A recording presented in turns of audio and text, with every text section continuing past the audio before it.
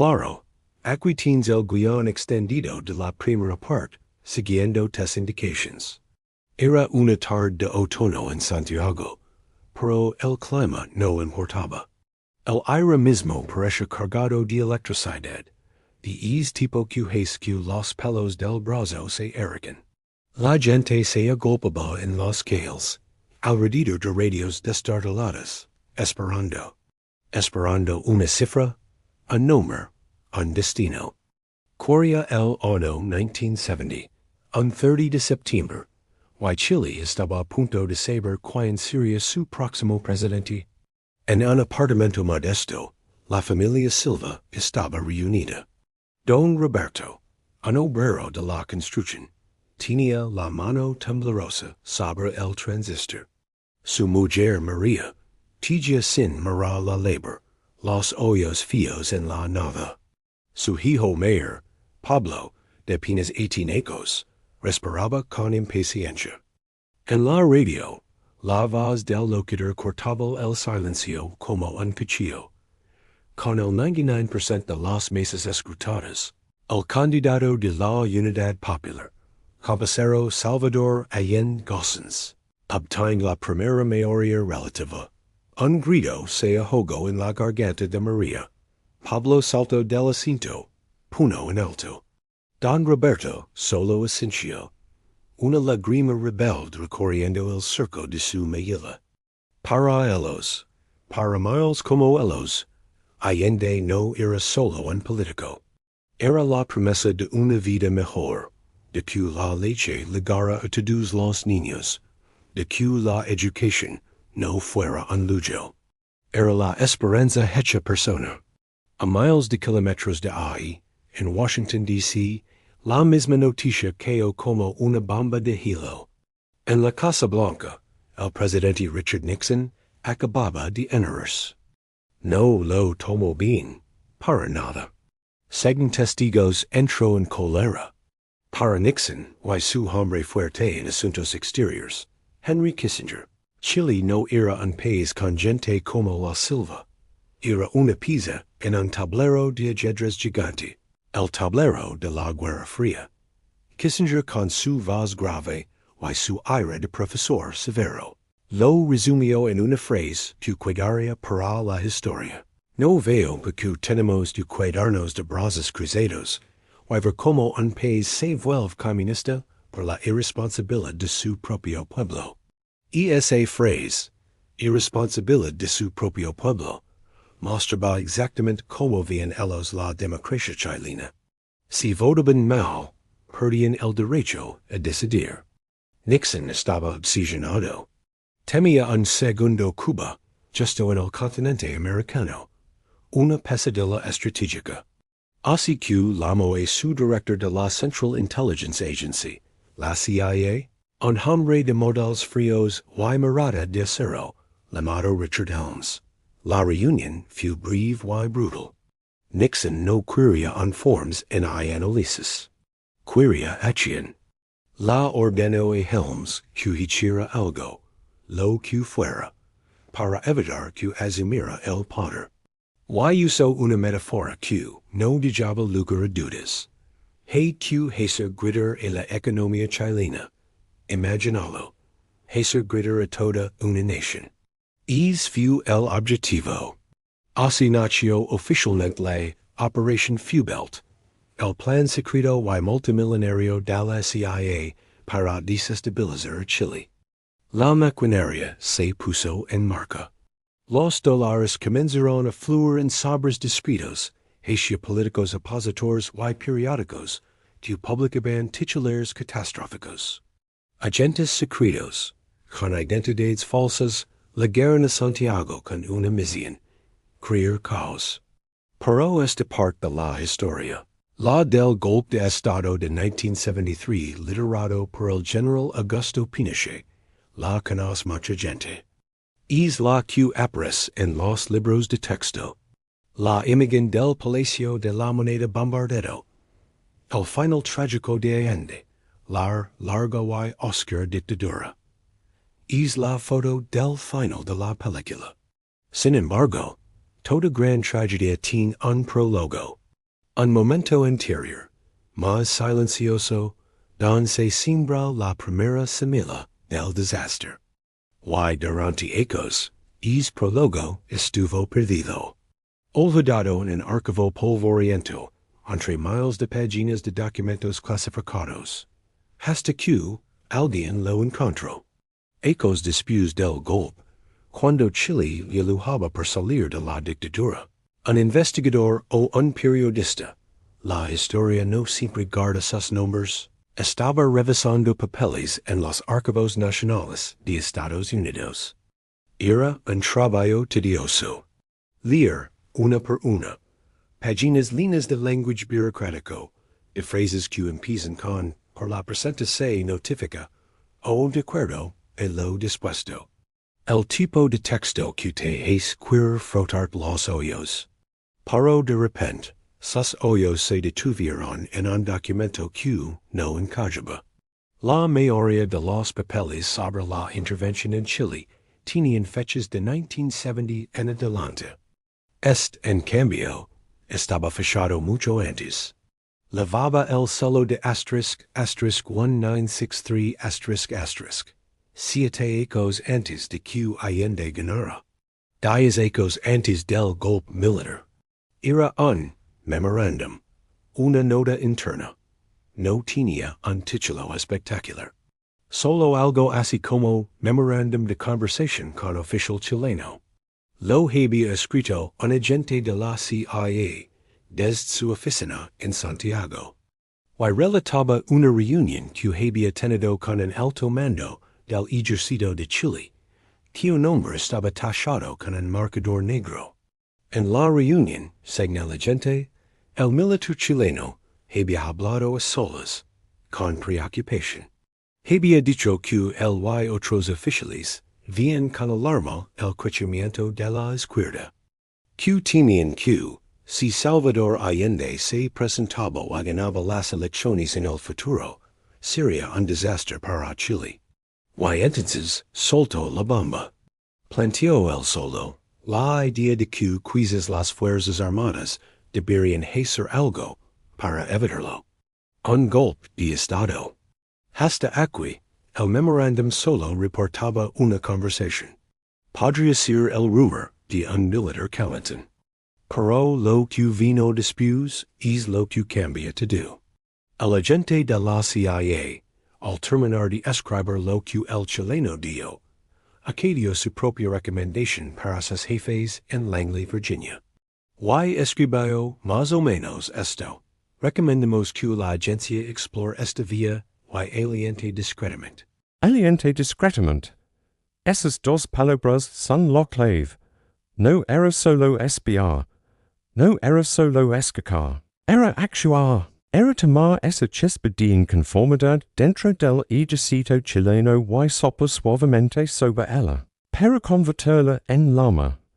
Era ofrecer apoyo, recursos, una palmada en la espalda desde la sombra. Significaba que, ya en 1963, 7 ecos antes de la victoria de Allende, alguien en la CIA estaba pensando en un golpe militar como solución para Chile. Imagina el impacto de en contra este papel. Es como descubrir que el plan para incendiar un bosque no se hizo el día del incendio, sino que alguien estuvo yendo durante ecos, regando la maleza con gasolina. Mucho antes de que siquiera hubiera un rayo. Este memorándum era esa botella de gasolina. Era la prueba de que la idea de derrocar un gobierno democrático en Chile no nació con Nixon en 1970. Era un proyecto más viejo, más paciente. Cuando este documento salió a la luz, muchas piezas del rompecabezas empezaron a encajar de otra manera. Los visitas de rutina de asesores militares estadounidenses a Chile en los años 60. Los programas de entrenamiento para oficiales chilenos en la famosa Escuela de las Américas. Los contactos que siempre parecían mantenerse cuando ningún gobierno chileno los solicitaba. De pronto, todo eso parecía parte de un cultivo. Estaban regando la semilla plantada en 1963. La historia oficial, la Judicia Q Estados Unidos solo reaccionó cuando Allende gana. Se hacia pedazos. Est papel demostraba lo contrario. Q ecosantes de Q el pueblo chileno como. La familia Silva pusiera su esperanza en los urnas. Ya había hombres en oficinas leonas trazando planes. Pero si era necesario arrancar esa esperanza de raíz. No era una reacción. Era una conspiración a cámara lenta. Y esto solo era el principio. El Memorándum de 1963 era la primera ficha de dominó. La Q alcaldía empezaría a tirar todas las demás. En una cadena imparable Q levaría desde los cales líneas de esperanza de Santiago. Hasta el hora del 11 de septiembre de 1973. Pero esa es la parte de la historia que viene después. El descubrimiento del Memorándum de 1963 fue como encender una luz en un cuarto oscuro. De repente, cosas que parecían estar sueltas sin conexión. Comenzaron a verse como partes de un mismo rompecabezas. Un rompecabezas que alguien había estado al mundo con mucha paciencia. Durante mucho tiempo, por ecos, la intervención de Estados Unidos en Chile se contaba así. Allende gana en 1970. Nixon se enfuerza y ordena a la CIA que actúe. Punto. Parecha un arranque de ira, una decisión tomada en caliente. Pero es papel fechado en 1963 cambiaba la historia por completo. Demostraba que la idea de un golpe militar no era un plan B improvisado. Había sido, desde hacia ecos, un plan A que esperaba su momento. Ahora, con esta nueva pieza en la mano, los historiadores y periodistas volvieron a mirar los ecos que vinieron después de 1963. Y lo que vieron les puso la piel de gallina. Fue como seguir el rastro de migallas que alguien había ido dejando. Cada migalla era una acción, un programa, un encuentro casual. Y todas levaban al mismo lugar. Imagina esta escena. Es 1965, dos ecos después de es Memorándum. Un joven oficial del ejército chileno, de esos que tienen ambición y una mente muy anticomunista, recibe una carta. Ha sido seleccionado para un programa especial de entrenamiento. No en Chile, sino en los Estados Unidos, en un lugar llamado la Escuela de las Américas, que en realidad estaba en Panamá. Pero este oficial es un honor, un reconocimiento a su carrera. Vaya, con los instructores estadounidenses recibe clases tácticas de inteligencia, de lucha contra la subversión. Pero en esos cursos, entre clases y clases, se habla de otras cosas. Se comparte una visión del mundo. Se crean vínculos. Él no lo sabe, pero está siendo observado, evaluado. Es confiable. Tiene influencia dentro de su ejército. Podría ser útil en el futuro. Este oficial no hizo no solo. Entre 1963 y 1970, cientos de oficiales chilenos pasaron por esos entrenamientos. Fue una inversión masiva. No se entrenaba solo a soldados rusos, se capacitaba a la futura cúpula militar. Se construyen relations. Y cuando esos mismos oficiales volvían a Chile y ascendían, ya tenían un canal directo, una relación de confianza con sus contraparts en Estados Unidos. Mientras esto pasaba en el mundo militar, en las sombras de la política chilena también se movían hilos. La CIA tenía un presupuesto secreto, millones de dólares. Pero lo que ellos llamaban operaciones de acción política. Sueño complicado, pero en realidad era bastante simple. Era dinero en efectivo. En sobas, que legaba a los manos de políticos. Periodistas y dugos de periódicos que se oponían a cualquier idea de izquierda. Un periodista de un diario de Santiago, por ejemplo, podía recibir la visita de un empresario extranjero. Este empresario, que en realidad era un agente, La hace una oferta, nos gusta su línea editorial, su lucha contra el comunismo. Queremos apoyar su labor. Y la entregaba sin factura, un paquete con dinero. Este dinero no era un sueldo. Era una ayuda para gastos. Pero claro, con esa ayuda, el periodista sabía muy bien qué tipo de noticias tenía que escribir. Noticias que asustaran. Titulares que dijeron Allende convertiría Chile en una nueva Cuba o las propiedades de todos. Estaban en peligro. Era una compoca del miedo, financiada desde el exterior.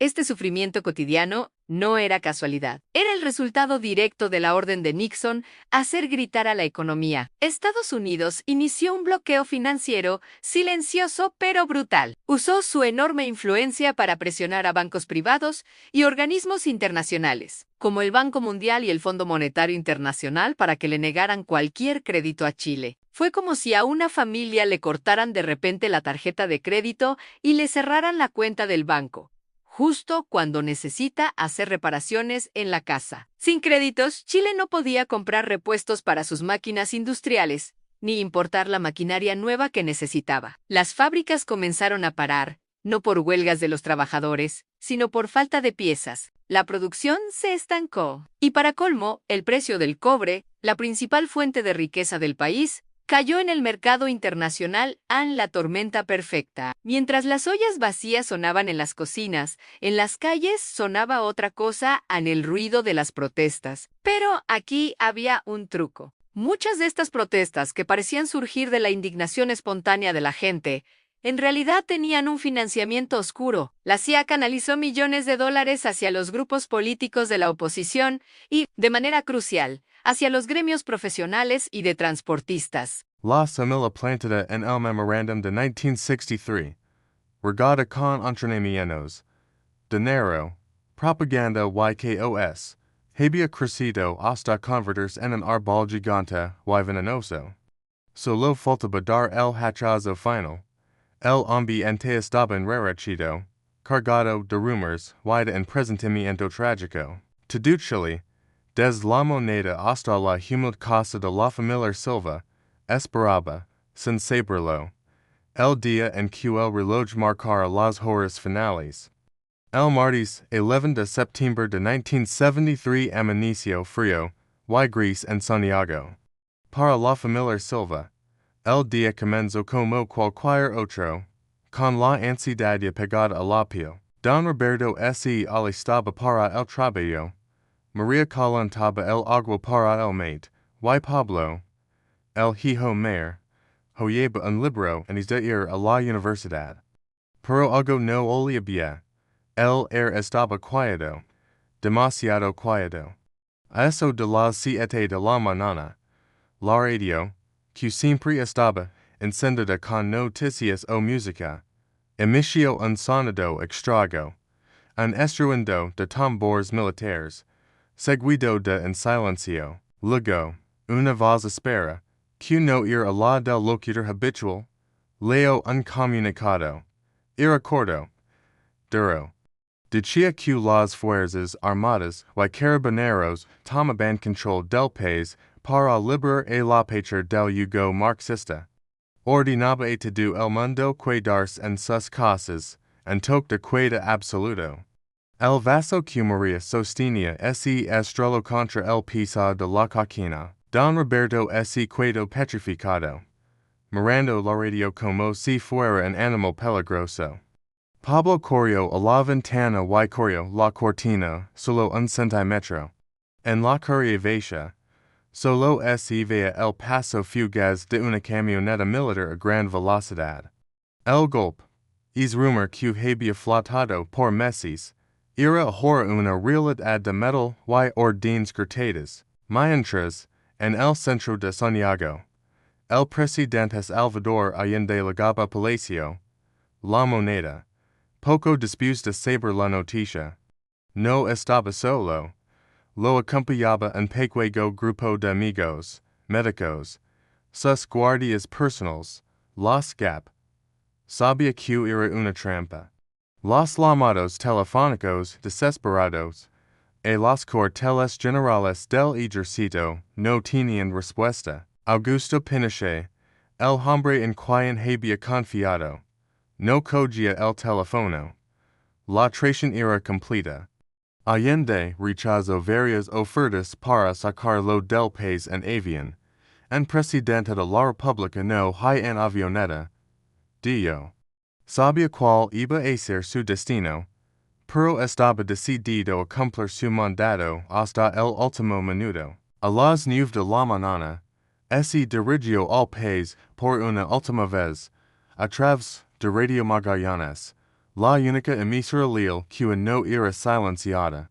Su voz, serena pero cargada de emoción, llegó a los pocos hogares que, como el de los Silva, la sintonizaron, colocado en un tránsito histórico. Pagaré con mi vida a la lealtad del pueblo.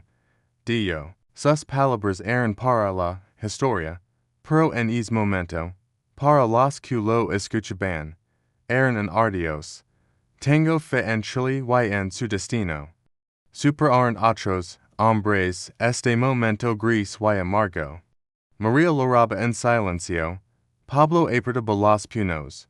Don Roberto solo asentía, con los ojos llenos de un dolor antiguo. Poco después, los aviones Hawker Hunter de la Fuerza Aérea de Chile, La misma que dias annis juro lealtad al presidente, sobrevaloran el centro de Santiago. El ruido de los reactors era ensordecido. Y entonces, llegó el horror. Los aviones de cargar en sus cohetes sobre la moneda. Las explosions sacudieron la ciudad. Columnas de humo negro se elevaron sobre el palacio presidencial. Era un ataque de una guerra, pero contra su propio gobierno. Dentro de la moneda, en lamas y línea de humo, Allende y su pequeño grupo resistir en lo que pudieron. Hacia el mediodía, con los militares ingresando al edificio, el presidente tomó su decisión.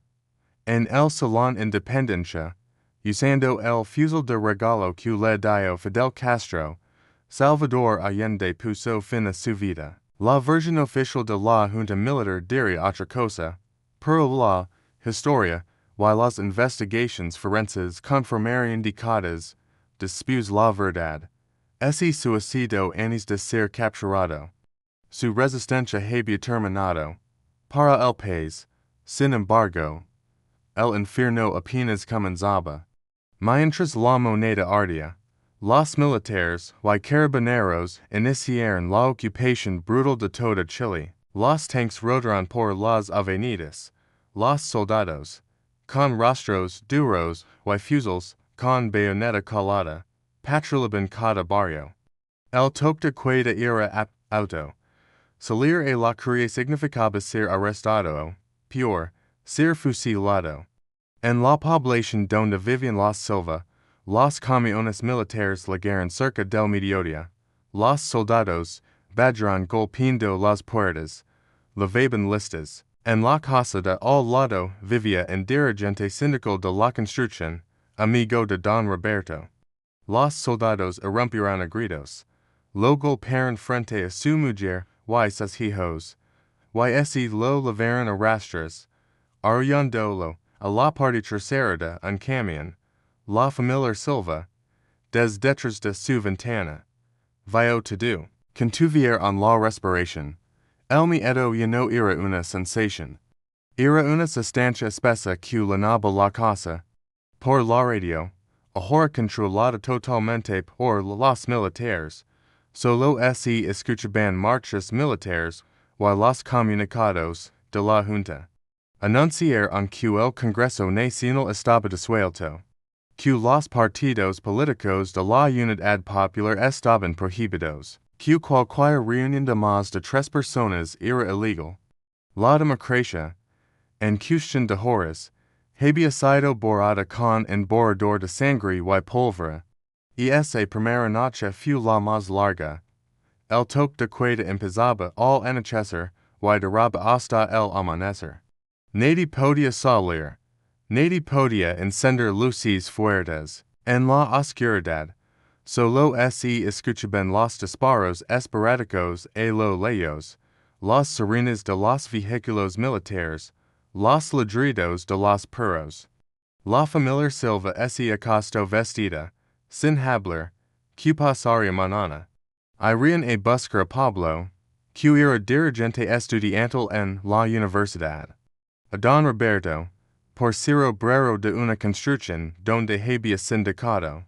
Al día siguiente, el mundo exterior había cambiado para siempre. Los soldados estaban en cada esquina. En las paredes, los carteles con la cara de Allende habían sido arrancados o pintados con insultos. Se abrieron los mercados, pero bajo la mirada amenazante de los militares. La gente hacía sus compras en silencio, sin mirarse a los ojos. El rumor era el rey. Se hablaba de allanamientos masivos, de que el Estadio Nacional se estaba usando como prisión gigante, de gente que desaparecía sin dejar rastro. Para la familia Silva, la lucha ya no era política, era por sobrevivir. Pablo quemó todos sus libros y panfletos universitarios en el patio, a escondidas, por la noche. María escondió la radio pequeña, que podía sintonizar emisoras extranjeras. Don Roberto decidió no ir a la junta de su sindicato, que de todos modos ya estaba prohibida. La vida se encogió, se hizo pequeña y vigilada, y mientras Chile intentaba entender la magnitud de la tragedia,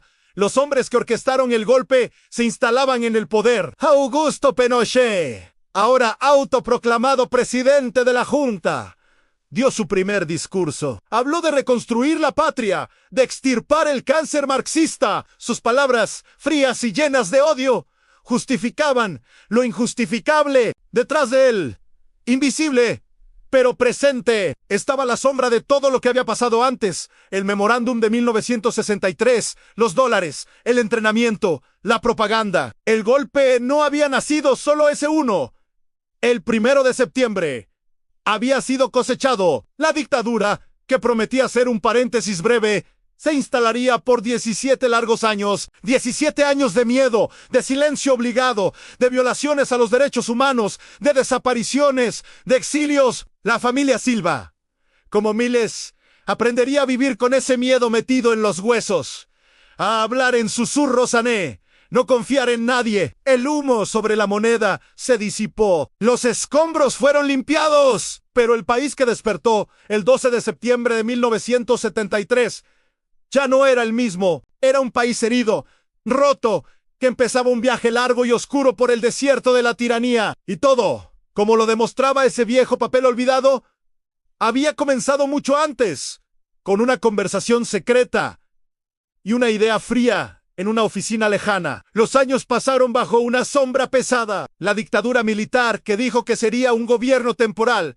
se instaló en el poder como dueño y señor. Para la familia Silva, como para millones de chilenos, la vida se convirtió en una rutina de miedo y silencio. Don Roberto ya no hablaba de política en la mesa, ni siquiera con sus compañeros de trabajo. Uno nunca sabía a quién podía escuchar, quién podía ser un informante. Pablo, el hijo Mayo R., tuvo que dejar la universidad. Muchos profesores habían sido expulsados y el ambiente era de vigilancia constante. Encontró un trabajo mediocre en una bodega, donde trataba de pasar desapercibido. María, la madre, desarrolló un nerviosismo crónico. Cada vez que pasaba un jeep militar por la calle, su pulso se aceleraba. Cada golpe en la puerta, después del toque de queda, la hacía saltar. Guardaba en una caja de zapatos, escondida en el fondo de un armario, algunas fotos viejas de Pablo en una marcha estudiantil, de don Roberto con sus compañeros del sindicato en un picnic. Eran fotos prohibidas, evidencia de una vida anterior, que ahora podía ser un delito. El país que habían conocido, con sus discusiones fuertes y su democracia ruidosa, había sido reemplazado por otro. Un país de calles limpias y ordenadas, pero donde la gente miraba al suelo al caminar. Un país donde en las plazas ya no se hablaba de ideas, sino que solo se escuchaba el rumor de la fuente y el paso de los soldados. La economía, después del caos inicial, empezó a mejorar para algunos, pero a un costo terrible. Era un crecimiento frío que no llegaba a los bolsillos de los más pobres y que se construyó sobre los huesos de los que habían desaparecido. Pero incluso en la noche más oscura hay luces que no se apagan. A mediados de los años 80, algo comenzó a cambiar, muy lentamente. El miedo seguía ahí, pero una nueva generación que no recordaba bien cómo era la democracia empezó a perderle el respeto a la dictadura. Surgieron las primeras protestas masivas. Eran protestas silenciosas al principio, golpes de cacerolas en las ventanas por la noche. Luego se atrevieron a salir a la calle, a correr y dispersarse. Cuando llegaban los carros lanzaaguas en la casa de los Silva, ahora con la televisión encendida, controlada por el régimen. Por supuesto, veían las imágenes de esos jóvenes enfrentándose a los policías. Pablo, ya con más de 30 años, sentía una mezcla de admiración y terror. Por un lado, quería estar ahí. Por el otro, tenía una familia que mantener, un hijo pequeño. El miedo era una jaula muy fuerte, mientras Chile vivía esta lenta y dolorosa lucha interna. En el resto del mundo, la historia del golpe comenzaba a revisarse. Periodistas, historiadores y abogados de derechos humanos no se dieron por vencidos. Y fue en este contexto, a finales de los 80 y principios de los 90, cuando empezaron a salir a la luz los documentos secretos. El gobierno de Estados Unidos, bajo presión, comenzó una lenta y parcial desclasificación de archivos sobre su intervención en Chile. Fue como abrir las compuertas de un dique. Miles de páginas, antes marcadas como secreto o confidencial, llegaron a las manos de investigadores. Y entre ese mar de papeles, alguien encontró el documento, el Memorándum de 1963, aquel papel viejo, escrito con una máquina de escribir, que hablaba de alentar discretamente un golpe militar. Cuando ese papel se hizo público, fue una revelación explosiva. No era una teoría de conspiración, no era el recuerdo de un espía arrepentido, era un documento oficial, interno, de la CIA. En la importancia de Hallazgo no puede subestimarse. Hasta ese momento, la versión oficial de muchos en Washington era que Estados Unidos solo había reaccionado al gobierno de Allende en 1970, que el golpe había sido un asunto interno de los chilenos. El Memorándum de 1963 destrozaba esa mentira por completo. Demostraba, con letra fría y burocrática, que la intención de derrocar un proceso democrático en Chile existía 7 años antes de que Allende ganara las elecciones. La semilla del golpe no se plantó en 1970, se plantó en 1963 y se regó con dinero, entrenamiento y propaganda durante casi una década. Para los chilenos que vivieron en esa época, ver ese documento fue como que alguien les confirmara una sospecha muy antigua y muy dolorosa. Para don Roberto, ya viejo y cansado, significó algo profundo. Sentado en su sillón, leyendo sobre el descubrimiento en un periódico o libro, le dio a Pablo, ¿ves? No fue solo culpa nuestra. No fue solo que nos dividimos o que nos pasamos. Nos hicieron esto. Nos envenenaron el pozo desde fuera y luego nos dieron de beber. Pablo Asensio entendió que la historia que le habían contado en el colegio durante la dictadura, la de un ejército patriota que salvó a Chile de un dictador marxista, era una farsa. La verdad era más sucia, más complicada y más triste. Era la historia de cómo una superpotencia, por miedo y por arrogancia, puede manipular y destruir la democracia de un país pequeño. El descubrimiento del memorándum ayudó a cambiar la narrativa para siempre. Le dio argumentos sólidos a las víctimas que buscaban justicia. Le quitó el manto de guerra patriótica a la dictadura de Pinochet y lo puso en su verdadero lugar, el de una tiranía que contó con apoyo y planeamiento extranjero. Finalmente, en 1990, después de un plebiscito y una larga transición, la democracia volvió a Chile. Fue un regreso cansado, lleno de heridas por sanar y con los militares todavía muy presentes. Pero volvió. La familia Silva pudo votar otra vez, en libertad y sin miedo. María secó la calle de zapatos del escondite y puso las fotos viejas en un álbum, a la vista de todos. Don Roberto, con lágrimas en los ojos, pudo volver a reunirse con sus viejos compañeros de sindicato, aquellos que habían sobrevivido. La historia del Memorándum de 1963 nos deja una lección amarga, pero necesaria. Nos muestra que las decisiones que toman los poderosos en oficinas cerradas, lejos del lugar de los hechos, tienen consecuencias reales y terribles en la vida de gente común. Gente como la Silva, que solo quieren trabajar, estudiar y vivir en paz. Este pedazo de papel es un recordatorio frágil, pero poderoso. Un recordatorio de que la democracia es más frágil de lo que pensamos.